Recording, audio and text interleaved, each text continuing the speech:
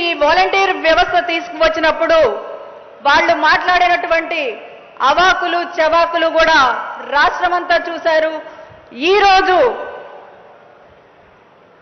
తెగిడిన నోటితోనే పొగడ్తలు కురిపించేటువంటి పరిస్థితికి వాలంటీర్ వ్యవస్థను మీరు తీసుకువచ్చారు. అదే కదా పాలన అంటే.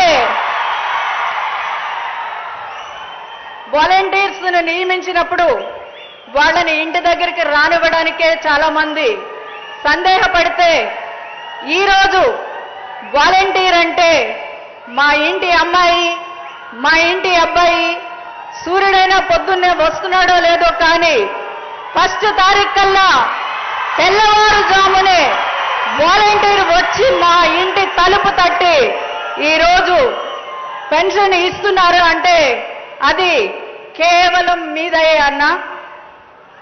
ఇప్పుడైతే కోవిడ్ రోజులు, లాక్డౌన్ రోజులు మనం మర్చిపోయాం. కానీ ఆ రోజు ఇంట్లో వాళ్ళు ఒకళ్ళు పలకరించుకోవడానికే భయపడేటువంటి పరిస్థితుల్లో మరి వాళ్ళ కుటుంబాలను కూడా లెక్క చేయకుండా సేవలు అందించినటువంటి సైనికులు ఎవరన్నా ఉన్నారంటే అది వాలంటీర్లు మాత్రమే అని చెప్పుకోవడానికి మేము కూడా గర్వపడుతున్నామన్నా.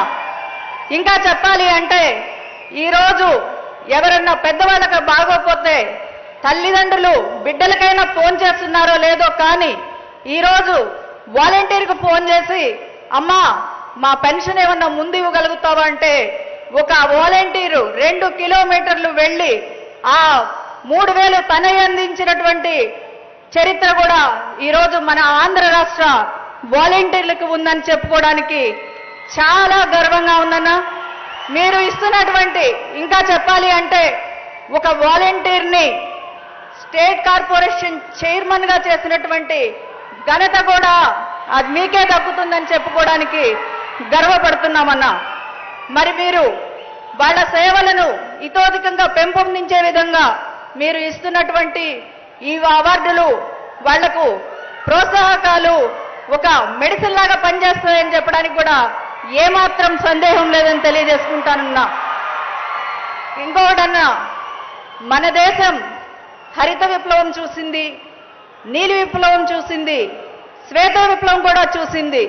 కానీ మన రాష్ట్రానికి ఉద్యోగ విప్లవం తెచ్చినటువంటి వ్యక్తి ఎవరన్నా ఉన్నారంటే అది మీరేనన్నా. ఒకే నోటిఫికేషన్తో 1,35,000 సచివాలయటువంటి సిబ్బందిని మీరు కులం చూడలేదు, మతం చూడలేదు, ప్రాంతం చూడలేదు, పార్టీలు చూడలేదు, పారదర్శకంగా ఉద్యోగాలు ఇచ్చినటువంటి ఘనత ఏదైనా ఉందంటే అది కేవలం మీకే చెల్లుతుందన్నా.